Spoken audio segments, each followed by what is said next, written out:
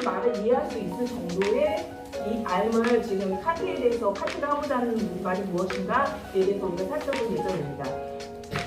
지금 이 책은 첫 장부터 끝장이잖아. 그래서 시간, 사상의 흐름대로 펼쳐져 있는 거야. 그러면 칸트 이전에 사람들이 갖고 있었던 생각이겠죠. 그리고 칸트 이후에는 이후로부터 그 다음에 현대까지도 이어지는 생각이야. 선생님이 그 성민이 이야기를 듣고 칸트를 책을 읽어본 다음에 두 번째로 읽었다면 어떤 챕터였을까? 어떤 챕터를 읽었냐면은 7번째 챕터를 읽었어. 7번째 챕터가 뭔지 몰라. 이거를 왜 읽었을까? 선생님이 사실 금요일날 있잖아. 후보들의 그런 공약 발표를 들으면서 너무 괴로웠어. 7번에 보면 소수 집단 우대 정책 논란이 있어. 너는 소수가 아니야, 용민아, 그치? 근데 6번은 정말 소수야. 6번은 왜 소수야? 여자로 구성됐고 정말 어린 아이들로 구성됐기 때문에 소수야. 너네들이 또 함께 참여했으니까 선생님이 무슨 말인지 알 것 같아. 그래서 이 챕터를 읽으면서 조금 거기에 대해서 지금 이 상황에 대해서 다 아는 이야기이기도 하지만 그래도 우리는 일상에서 잊어버리거든. 놓치는 게 뭐가 있을까? 나는 왜 마음이 이렇게 불편한가? 근데 여기서는 결국에는 챕터에서 하고자 했던 말은 뭐냐면 너희가 똑똑하게 태어나고 싶어서 똑똑하게 태어난 게 아니고 너희가 부유하게 태어나고 싶어서 부유하게 태어난 게 아니잖아. 너희 능력대로 얻은 게 아니잖아.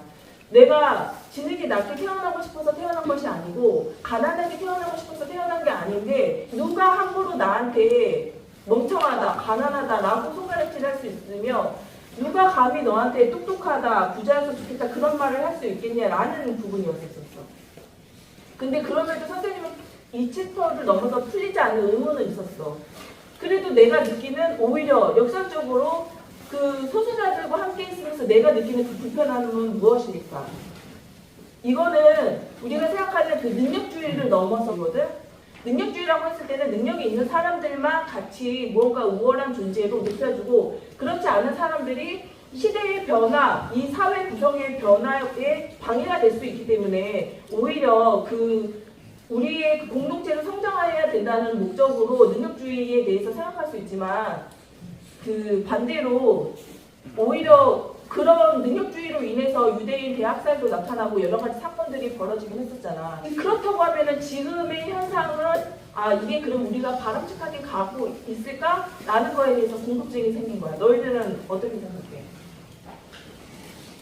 너 지원이 속도로를 있잖아. 그 100m를 100km로 달릴 수 있어. 근데 누군가 같이 가면서 너는 100m를 10km로 달려야만 해. 거기서 그러면 그 부분이 너는 평등하다고 생각을 할 수 있겠니? 라는 거에 대해서 의문이 생기는 거야. 근데 그거는 풀리지 않은 과제야. 왜냐면 그렇다고 해도 그 부분에서 놓치고 있는 것이 무엇이냐면 그 존재 자체, 사람이라는 그 생명 자체에 대해서 우리가 망각할 수 있기 때문에 그런 거에 대해서 우리가 놓치면 안 되기 때문에 반드시 그거는 지켜줘야 되기 때문에 이게 선택의 문제가 아니라는 거야. 선택의 문제가 아니라 반드시 그래도 우리가 그 아이를 존중해야 되는 부분이 있지 않을까, 지켜줘야 되는 부분이 있지 않을까 라고 얘기하는 사람이 바로 칸트인 거야. 칸트의 제목이 뭐예요? 동기를 중요시하는 시간이라고 얘기했죠. 단어 하나하나가 되게 중요하거든. 동기는 뭐야? 우리가 나타나는 결과가 아니라 그 결과보다 앞서 있는 무언가를 중요시하는 거잖아. 근데 이거는 원인도 아니야. 원인은 차라리 우리가 계산적으로 보여지는 거잖아. 이런 원인이 있기 때문에 이런 결과가 있어. 근데 이 동기는 보여지는 거니 보여지지 않는 거니? 잘 보여지지 않아. 이 시각이라는 말은 왜 중요할까? 이 말 하나하나에 있잖아. 글을 쓸 때 사람들은 그냥 허투루 쓰는 게 아니야. 왜 얘는 시각이라는 표현을 했을까? 이 칸트를 이해하려면 칸트 이전의 철학을 우리가 이해할 필요가 있어. 우리가 칸트 이전에는 그전에는 굉장히 형이상학적으로 칸트 이전의 세상에는 이게 컵이야. 컵이라는 것이 결정되어 있었어. 그리고 내가 이 컵을 본 거야. 이 컵을 만난 거야. 경험한 거야. 그래서 나는 이것을 컵이라고 얘기해. 근데 얘는 그 자체로 원래 컵이었어. 그리고 나는 이것을 여기에 컵이 있다는 것을 인식하는 거야. 그게 무슨 말이냐면 대응설이야. 이미 이 세계에는 나무라는 것이 있어. 그리고 컵이라는 것이 있고 이 사람이라는 게 있어. 근데 내가 그것을 얘는 컵이구나, 얘는 사람이구나, 얘는 나무이구나 대응해서 맞추면서 세상을 알게 되는 거야. 그랬을 때 있잖아. 플라톤 같은 경우에는 근데 이게 나무인 걸 어떻게 알아? 라고 했을 때는 무언가가 거기에 대해서 변론할 게 있어야 되잖아. 그치? 너는 그러면 이게 나무인 걸 어떻게 알아? 그 자체가 얘가 나무였다는 것을 어떻게 알아? 라고 했을 때 그 고대 시대에는 아직 과학이 이렇게 발달되기 이전이잖아. 그래서 플라톤이나 소크라테스 같은 경우에는 죽음 이전의 시간을 이야기를 해. 그래서 계속 너희들은 죽고 살아나고 그런 순환 속에서 이미 죽음 이전에 그런 것들을 어느 순간에 경험을 했어. 그래서 그게 나무라는 것을 우리는 이미 내 안에 알미 있어. 그게 내 안에 알미 있다는 거야. 소크라테스 시계에는. 있잖아. 소크라테스는 자기가 선생님이 아니라고 얘기를 했어. 왜냐면 선생님은 뭐야? 너가 모르는 것을 내가 가르쳐 돈을 받고 왜냐면 너는 없지만 나한테 있는 거야. 그러면 너는 그것을 사기 위해서 뭔가를 나한테 지불해야지. 그래서 너가 그것을 사기 위해서 나한테 돈을 주고 그것을 지식을 사가는 거였어. 근데 소크라테스의 이론이라면 네 안에 죽기 이전에 네 안에 그런 알미 분명히 있었어. 그렇기 때문에 나는 가르쳐준 게 아니야. 삼파수처럼 있잖아. 너 안에 잉태하듯이 그 알을 끄집어내는 거야. 나는 그 방법을 물어보는 방법을 취할 뿐이야. 문답법, 삼파수 문답법, 소크라테스. 그런 논리였었어. 어떻게 보면 과학적이지 않지. 죽음 이전에는 알 수 없잖아. 인간이 태어나고 죽기 그 상황까지만 장지훈이라는 존재가 태어나고 죽기 이전까지 상황만 장지훈은 알아. 근데 하물며 죽기 이전에 내가 그 상황을 알 수 있을까 없을까? 알 수가 없지. 그런데 소크라테스는 거기에 대한 해명을 분명히 우리는 죽기 이전에 그런 삶이 있었어 라고 얘기를 한 거야. 그리고 그 알을 너가 끄집어내야 해 라고 얘기를 하는 거지. 그거를 끄집어내기 위해서 끊임없이 반론하는 거지. 내가 알고 있는 것은 무엇이지? 내가 모르는 것은 무엇이지? 라는 것을 생각하면서 알을 좀 더 명정하게 가는 거였었어. 그렇기 때문에 그때는 세상이 객관적이라는 표현을 우리가 많이 듣잖아. 객관적이다, 주관적이다. 그러면 객관적이라는 것은 그 당시에는 100% 완벽한 거였었어. 100% 완벽한 거를 칸트 이전에는 객관적이다라고 얘기해. 이 세계는 100%로 완전하게, 신조차도 완전하게 존재하고 있었어. 그게 객관적이야. 그렇기 때문에 우리가 객관적이라고 얘기했을 때도 시대별로 우리 칸트 이전의 객관과 이후의 객관은 좀 달라. 중세 이후에 그 코페르니쿠스 전환이라는 대사건이 일어났어. 그 사건이 어떤 사건이지? 그전에는 신이 중심이었어. 신이 중심이었을 때는 하나님이 이 세상을 만드셨어. 근데 아직 그 사람들의 과학은 그 지구 밖의 세상을 알지 못했던 시대야. 그렇기 때문에 지구를 중심으로 우리가 이 세상을 이해할 수밖에 없어. 그래서 그 당시 논리는 지구를 중심으로 세상이 돌아간다. 하늘을 보니까 별이 분명히 돌기는 해. 그렇기 때문에 지구를 중심으로 세상이 돌아가 라고 100%라고 얘기했어. 그 당시 객관성은 100%로 얘기를 했어. 그런데 아무리 하늘을 관찰을 해도 지구가 움직이는 거야. 아무리 관찰을 해도. 그러면서 이제 그러한 과학적인 우리가 그 당시에는 관찰이야. 지금처럼 무언가를 실험을 하는 게 아니라 보는 것을 관찰하고 만져보고 먹어보고 그렇게 관찰한 결과를 통해서 우리가 세상을 이해를 했어. 아리스토텔레스조차. 그래서 아무리 관찰을 해도 이상하다.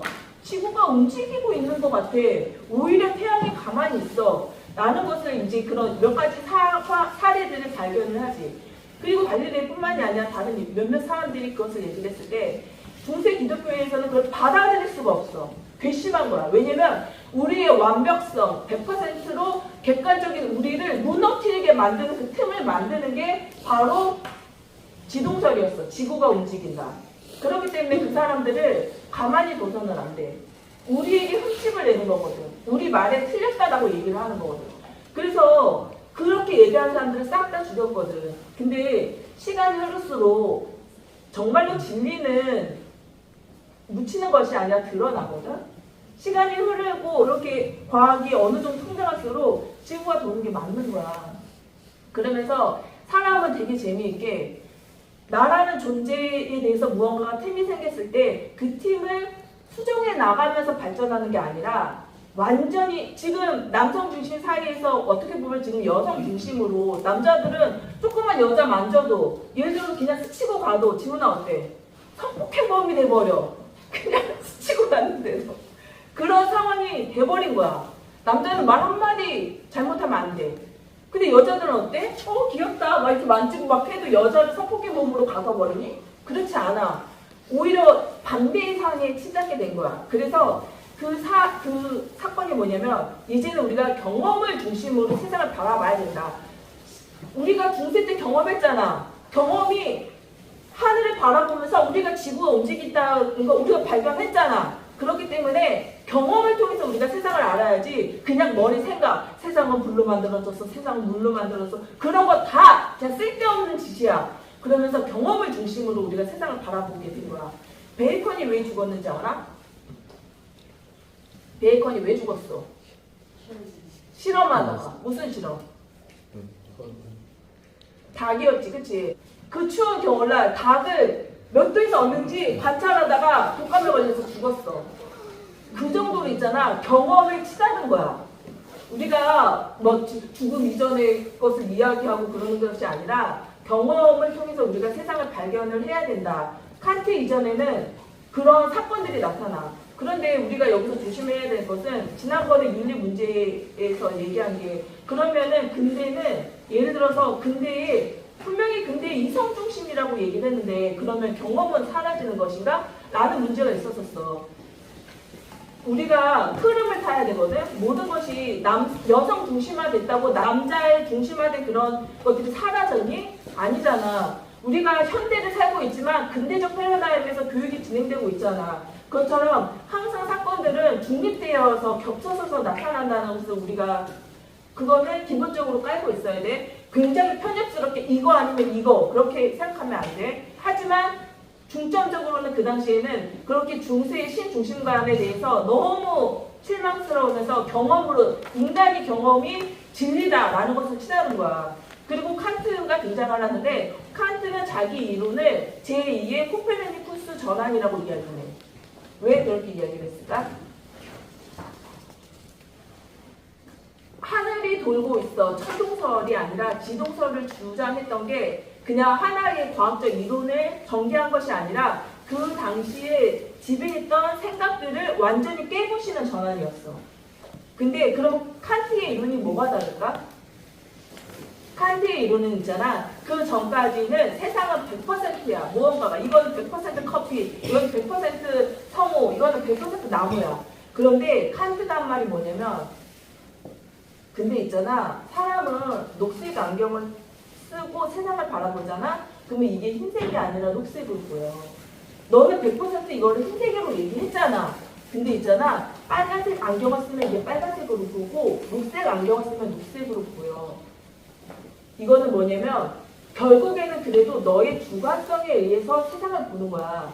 우리가 어떤 건물을 봤는데 멀리서 봤을 때는 분명히 직각삼각형의 건물이었어. 그런데 그것을 공간을 움직여서 아니면 거리를 가깝게 해서 보니까 그 나무가 직각이 아니라 원통 기둥이었던 거야. 멀리서 봤을 땐 그게 직각으로 보이지. 가까이서 보니까 그게 원통으로 만들어진 건물이었던 거야. 그것처럼 뭔가가 너희들이 말한 그 100%의 객관성은 결국에는 인간이 어떻게 바라보는가에 따라서 나타난 결과야 라고 얘기했던 사람이 칸트였던 거야. 코페르니쿠스의 전환이 된 게 뭐냐면 100% 객관적이라는 것이 완전히 허물어졌어.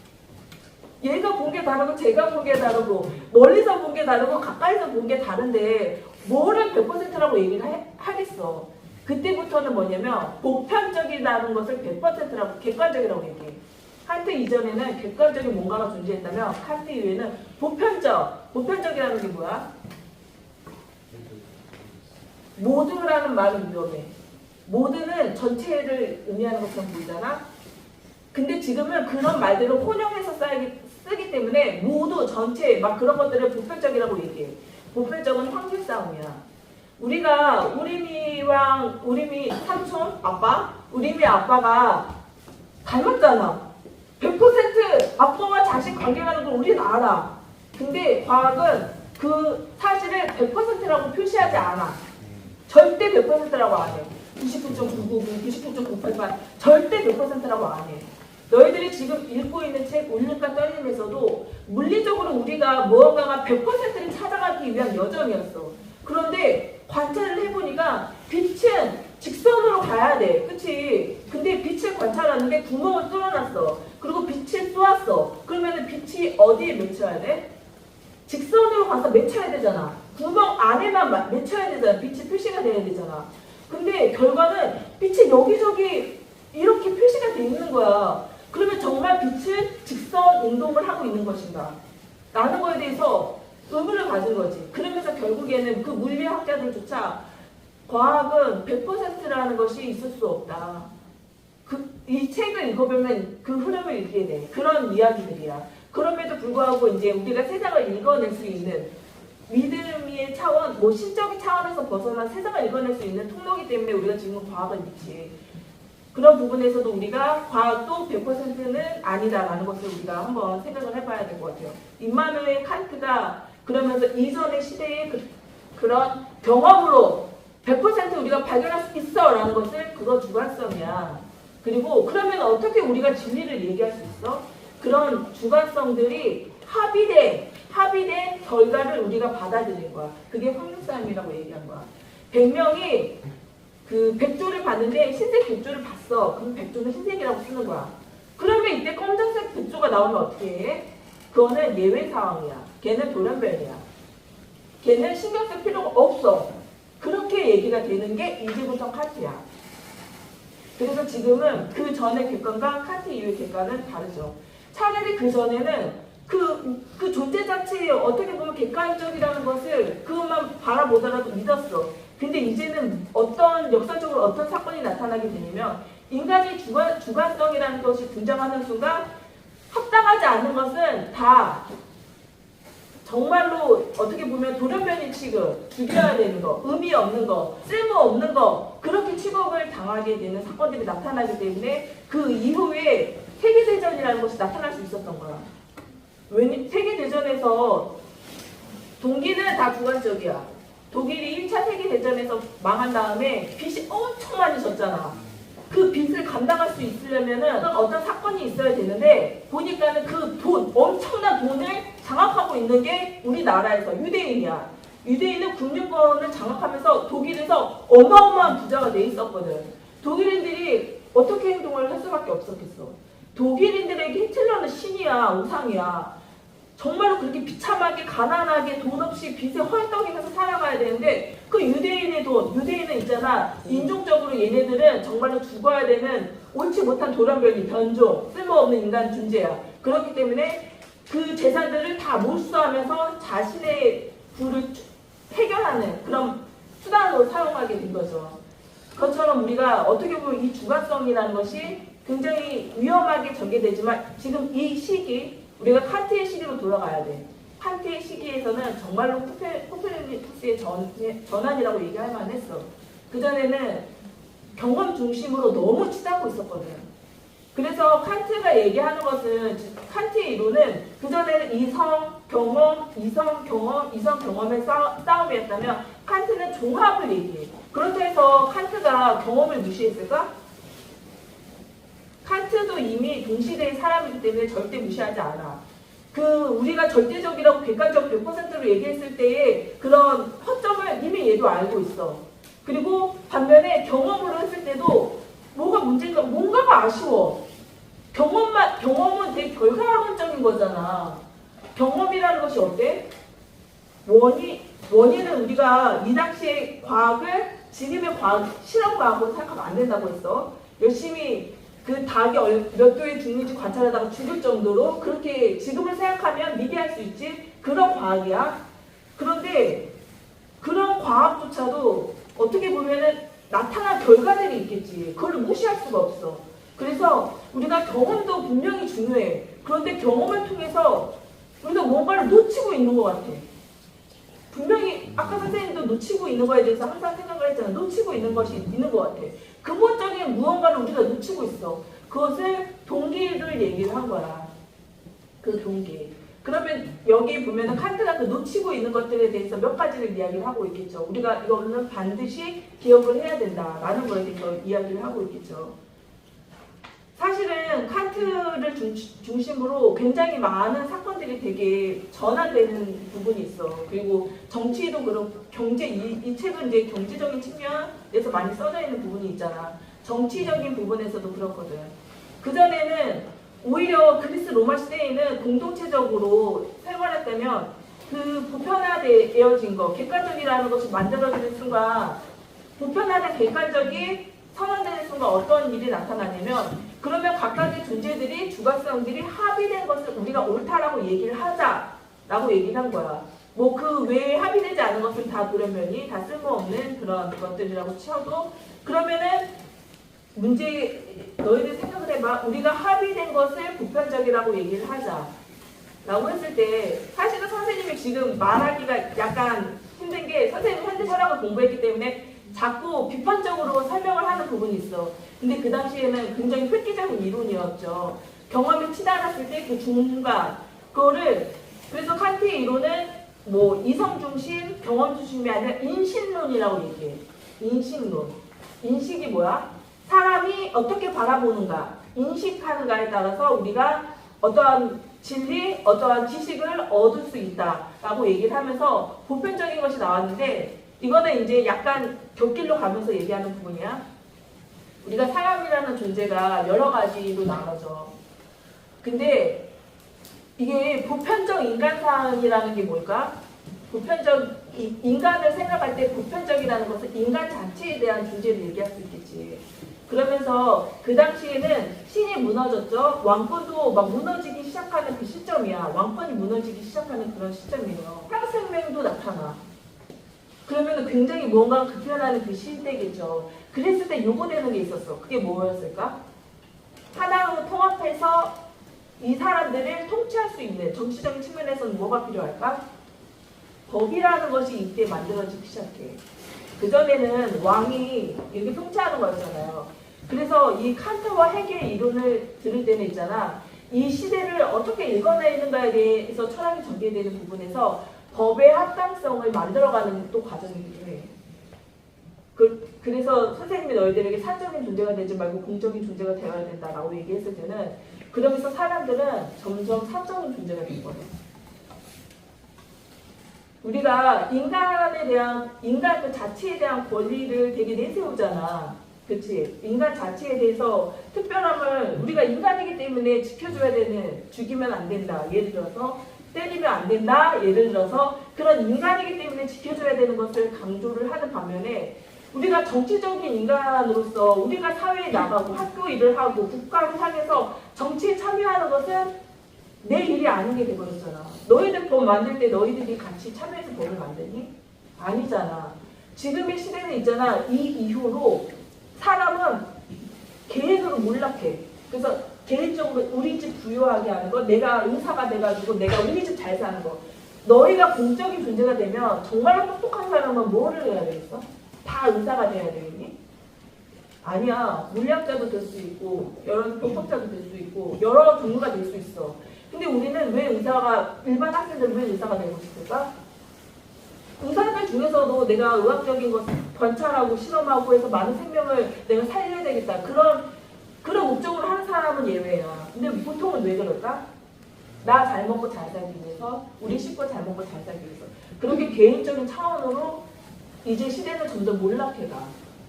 그리고 정치를 안 봐. 정치는 굉장히 객관적으로 정치에서도 이 세계가 점점 성장하는 데 관심이 없어. 나의 그런 이번에 내가 당선되는 거, 내가 이번에 당선돼서 통치할 수 있는 거, 그런 거에만 치달아 있잖아. 우리 학교 전체의 발전, 세계 전체의 발전에서는 이제는 그런 거에 대해서 생각조차 별 하지를 않아. 그런 시대가 만들어지는 조짐이 될 수도 있겠죠. 그리고 이제 그 전에는 그럼에도 불구하고 칸트가 의미 있는 것은 이 이전 역사를 통해서 나타나는 이 결과가 중요한 거야. 그리고 우리가 항상 있잖아. 이전 것은 되게 그러면 칸트의 이론이 한계가 있네. 그럼 우리가 칸트를 배울 필요가 있을까라는 것이 아니라 그런 것들이 쌓여서 지금의 모습이 나왔기 때문에 그럼 이때 칸트는 왜 동기를 중요시했을까라는 거에 대해서 우리가 생각해 볼 필요가 있겠죠.